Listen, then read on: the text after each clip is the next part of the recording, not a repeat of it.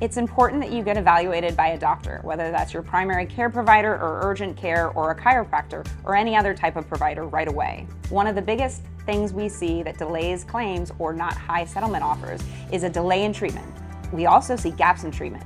So make sure that you listen to your doctor. If you have problems with any treatment, talk to our team and we can work you through what's the best process for you. Also, an important thing to know about treatment is your claim will not be resolved until you finish treatment completely.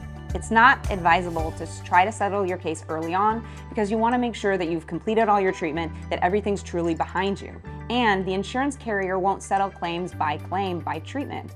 They want to make sure they understand everything in its totality. So while you're treating, your case will be progressing, but the settlement won't happen until you've completed treatment entirely.